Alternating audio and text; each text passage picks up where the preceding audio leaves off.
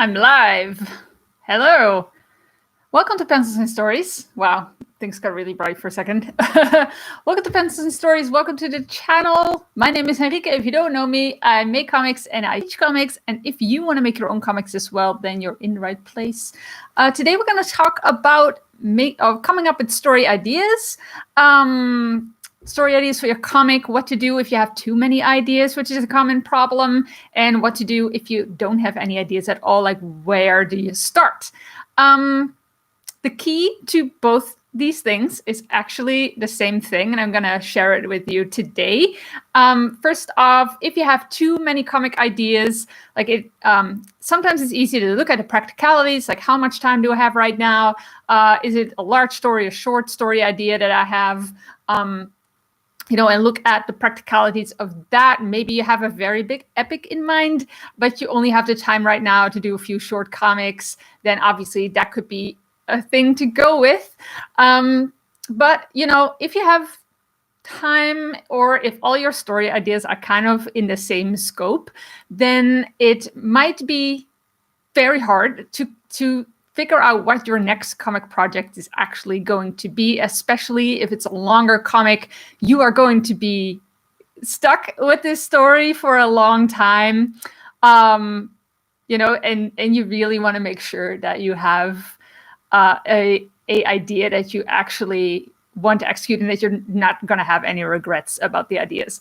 I talked about coming up with ideas and about what to do if you have a lot of ideas in other videos. I didn't link them in the description below, but I will try and think about to do that later. But I have a video about how to come up with ideas that actually has quite a few methods that you can use to generate ideas. I'm going to talk about one of those things today, but if you want to dive in further, go look for that video on my channel. I think you can search and then you can find the video about comic ideas. And then there is a video about wow, I completely lost my train of thought. I had a video about another video about ideas, but I don't know. I'm live. This is live.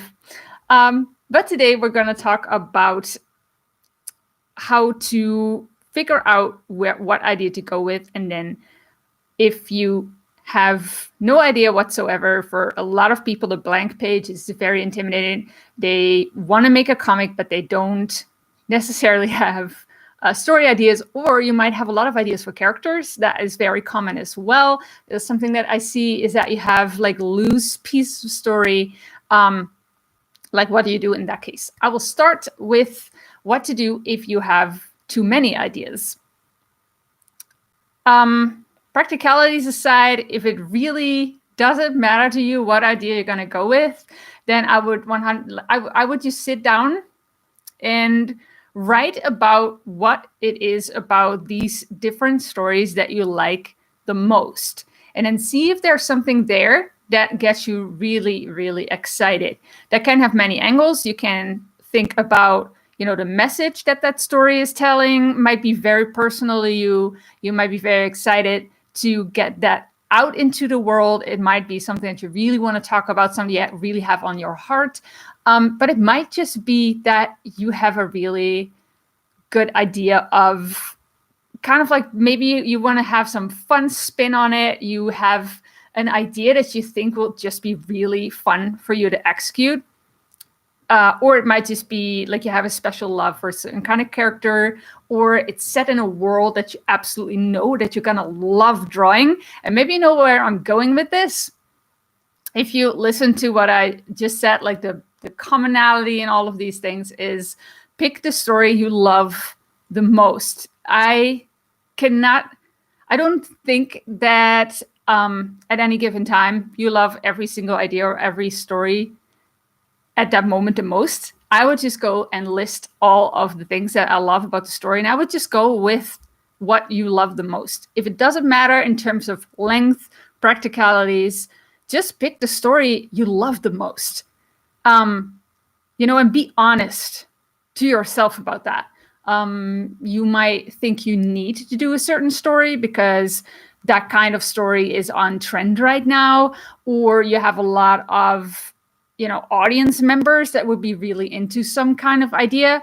The thing here is, if you're going to do a longer, especially a longer comic, but it basically counts for every single comic, but if you have a longer comic, you need to be with that story for a really long time. You need to be with these characters for a really long time. And it's absolutely imperative that you yourself love the story. So I've talked to some people sometimes, and they're like, I just don't know what to do, what to choose. Pick the one you love the most. In terms of stuff that you love to draw, because the kind of story elements and kind of characters are not necessarily always the same as the stuff you like to draw. Like classic example, you really might love everything on wheels, cars, bicycles, motorcycles, but you might not necessarily love to draw all of that technical stuff. So those are two different things as well. So not just think about story, about character, but also the stuff you love to draw. And that brings me to, what do you do if you don't have many ideas? What if you don't have any ideas at all? Or what do you, if you have like these story snippets that I was talking about? In those cases, again, start with the stuff you love. If you have no idea at all, just grab a piece of paper and start just listing all the stuff that you absolutely love. Stuff that gets you excited, maybe some hobbies that you have, stuff you know a lot about, and are subjects that you're really interested in. List them all. And maybe a great way I have found to really generate more ideas is doing word webs. I always want to call them word spins, but that's a Dutch version of it. A word web. So you take something you love. For example, you love the forest. You write down the forest. And then, you start thinking about all the things you can find in a forest, and you just do word web. And then maybe you thought of toadstools. Just naming something. I've been in a forest in autumn a lot, and there were a ton of toadstools. And maybe that makes you think about fairies or trolls or other forest creatures. But you can think of animals, you can think of vegetation, and then start thinking about, what do you love about the forest? What are you passionate about when it comes to the forest? Like, what stuff would you love to draw? You can list inspiration. Movies like Bambi or something. List everything that you can find, and then again, go towards the things you really love. If you're not into fairies, you don't have to go with that. But if you're into like survival, and you really want to do a survival story that's set in a forest, like you can go literally all directions. The thing is, it can get really overwhelming. You can have like super many ideas and stuff. Then it might be good to think in a very certain direction of like, what kind of characters would be here? What kind of storyline would be perfect for this kind of situation? Like maybe you didn't write down forest, but you wrote down like, I want to say something about the environment. I want to say something about global warming or something. What kind of storylines would fit that? What kind of characters would also care about that? Who would be against that? And that's when you generate characters, world ideas, environments, things you would like to be drawing, things you would like to be saying in terms of messaging. Also very important to kind of brainstorm. And that is how you very quickly go from a blank page to something on the page. Because if the blank page intimidates you, it's very important to get something on there as quickly as possible. This is also fun. Like, I've generated, like, ideas is not my problem. I know a lot of people are very into like the production of the comic and stuff. I love all the stuff at the beginning. So I love coming up with ideas. I love coming up with sketches and thumbnails and designs. So that's really not my problem, but I know for a lot of people it is.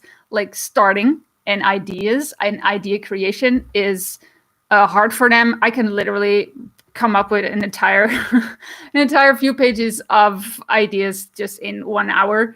But this is a very easy way that I think most people can generate ideas. Like if you're super into fashion, maybe just don't start with a word web. If you're not really a word person, start with a Pinterest board. Start gathering everything that you love. Start gathering your favorite movies, your favorite books, everything that you love, and see what are the commonalities. Why do I love these movies? Why do I love these stories? What kind of story do I want to tell? What kind of stories do I love? Is it science fiction stories? Is it exploration? Is it, something that has a very deep message? Is it something that gives you all the feelings of like coziness, or, a feeling of wonder and magic? Like, what is it that you absolutely love about these kinds of stories? And that can generate ideas, not to like steal ideas from stuff that you like, but it might put you in the right direction. And then you can start gathering the images. If you come to the conclusion that you really like that sense of wonder and maybe something like adventure or something, you can go search for those keywords in Google and on Pinterest, and you can start gathering images. You can see what kind of websites come up when it comes to that. To spark ideas, to start read some articles about that stuff, find some magazines, if you want to do something in the forest, like there's magazines for that. Go spend a day in the forest with a forest guide. I don't know what you call that in English. Just to start getting inspired and gathering ideas, and that might actually bring you to a story idea. And then how you get from that idea into story is another thing. I have a lot of videos about story on my channel as well. But this is like the very first step where you want to start making stories. I see there's some people in the chat. There's Sylvia, Diana, Esma, Arts. Yes, Esma. Hi, everyone. I'm very excited you are in the chat as well. Thank you all so much for joining in live. It always means so much. It makes me feel like I'm not talking into the void. So that's always a really, really great thing. So those are, there's more people. Hi, Bill. Hi, Neftali. I'm very sorry if I mispronounced your name. That's a beautiful name, by the way. So again, stuff that you love will give you the most success. And I want to give you some more reasons why. Because first of all, again, you need to spend a lot of time in this. It might also really get you through the hard points, especially if you're doing a longer comic. There will be some points where it's rough. There will be some scenes that, are not the most exciting scenes. But then when you have a story you're really passionate about, like, let's say you have some characters that you really, really want to show their growth and their journey, maybe because you link it to your own journey, or maybe it's something you're super passionate about, those scenes will be coming up, and that will get you through the hard parts. Natalie says you can call me Tali, it's easier. Oh, that's also fine. I love your full name though. But Tali is nice as well. So that's it for today. This is also the very first step of my comic course that is coming up in January 25th. I keep saying it to remind myself that day is when everything needs to be finished for the launch. I'm going to launch the course on Kickstarter, and ideation is the very first step. I will take you from blank page all the way to the moment where you can start making your pages, and I will guide you through the first pages as well. That's called How to Start a Comic. You can go to howtostartacomic.com if you want to read some more information, and if you want to stay updated on the course launch. I'll send you an email if you leave your email address there when the course goes live. So first module is ideas and making your decisions about your pages, how big they're going to be, what materials you're going to use. Then we have a whole module on story. It's all about story. Then we're going to do design, workflow, like designing your entire comic. Well, not the entire comic, but all the stuff that you need to have designed. I'll guide you through all the necessary steps so you don't do anything that's not maybe necessary at first, and you can, save yourself a ton of time. I figured everything out for you. I thought about all the things I had to think about when I started my longer webcomic. Yeah. And then the final module is all about making your first pages. I will have a crash course on making comic pages. So you're super prepared and you will have everything that you need in order to start. If you want to have maybe something not too elaborate like a course, but maybe you want to, have a little taste at first, I do have a checklist that also kind of lists these things out. You can get it if you sign up for my email list. So if you go to pencilsandstories.com/extra, you will receive that checklist immediately in your inbox. And that can be really helpful for you as well. Just go through the checklist on your own pace. Yeah. And, I really designed it to help you guys get started. That's one of my biggest goals for this channel. Help you get started, make your own comics. It took me way too long and I don't want it to take that long for you. So yeah, if you want to go out and generate some ideas from this video, like if you do, if you follow these kinds of steps, I would be super interested to see that. You can do a shout out to me on social media. My handle is pencils_stories on Twitter or pencils_and_stories on Instagram. And, if you made a decision to go for one of your story ideas, if you had many, let me know what is the story idea that you love the most. What are the characters, the worlds, and stuff that you love the most, stuff you love the most to draw. I would be very, very interested in hearing what you come up with. And if you didn't have any ideas at all, maybe after this, you will have some pages of ideas and you can, start brainstorming about the story. Like, what is all the stuff that could happen? So Bill shares something might seem obvious. It really helps if you like your character. Yes, they sort of tell their own stories. That's a very, very good point. Yes. You have to spend a lot of time with them. And even after, at least has been my experience, even after a while, they can still kind of surprise you. I remember running into a certain scene and I knew story-wise I wanted to get my character to a certain point. But suddenly they started having all these arguments against where I wanted to have them to go. And I was like, oh, this is something that I need to tackle because you actually have a really great point. That sounds really weird, but your characters, eventually they automatically start behaving the way you wrote them and you start to get to know them better. So they will, have certain behavior and, they need to stay in character and they can actually help you through some, the character can say something about certain scenes and how they should play out. It's also why I say, like, don't stay in the character development stage for too long, because the moment you start writing your story, it will all fall into place as well. So don't wait too long to start writing. That's basically what I'm saying. Diana says, good characters that you love make you a discovery writer. Yeah, that's an exciting way to think about that. That is actually true.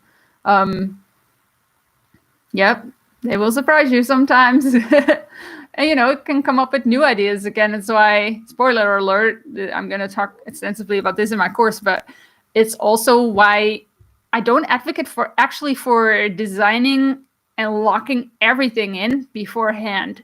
Like, a lot of people think they have to have literally every single character, every location, every single scene, everything needs to be thought out in detail before you can start. Maybe that works for some people. I just feel like I get new ideas constantly. And that's what keeps the comic fresh and exciting for me as well to work on, because I might have ideas about how certain scenes are going to look, about, costumes that I'm going to design later. But I'm actually holding off on doing that until I get closer to the scene, because I know that those ideas might change and my art skills and stuff, they develop as well. I will get inspired by a lot of stuff in between. So my ideas change constantly. It's why I don't, go out designing characters, until like characters into the final detail until a point where I'm not making any sense. When there's characters that are very late in the story and they haven't shown up yet, I'm not going to design them beforehand. I'm going to design them as I get closer to that point when they're going to show up, because I know that I'm evolving as a person. My story is evolving. The scenes that I've written out beforehand and that I've drawn up until that point, like, will only be final the moment I have drawn them, and not, before. Stuff can change at all times. So that's why I don't design everything beforehand. I'm always designing, especially if you have a longer webcomic, you will always be designing stuff that's not going to end until the very last part of your comic. You still need to be doing all the research, all the designing, coming up with new stuff, and then you suddenly go, oh, we need a costume change, or oh my goodness, this prop is going to come in and I haven't designed it yet and it's pretty prominent prop, that kind of stuff. But that also, makes it fun, gets you out of your routines of pages for a bit. It's exciting to come up with new stuff. That's why we love doing comics. So, yep. Thank you guys for chiming in. That's amazing. Yes, I do agree. Yeah. So, I guess a little bit of a shorter video for me, at least, for this week. But this is something I really feel passionate about when it comes to idea generation. Absolutely. If it's your own projects, make it for you. Make it for yourself and use all the stuff that you love. That was it for this week, guys. Next week's going to be it's going to be Christmas Eve, the Christmas episode where I will be critiquing your comic pages. That will be a pre-recorded video, so unfortunately you cannot show up live. But for the people who showed up live, thank you so much. And if you're watching later, thank you so much for watching. Have a great day. Leave the video a thumbs up if you liked it. Leave any questions you have in the comments. Let me know about how you go about coming up with ideas for stories. How do you choose your ideas? And I will see you guys next week. For now, have a great time and go and make some comics. Bye, guys. End stream.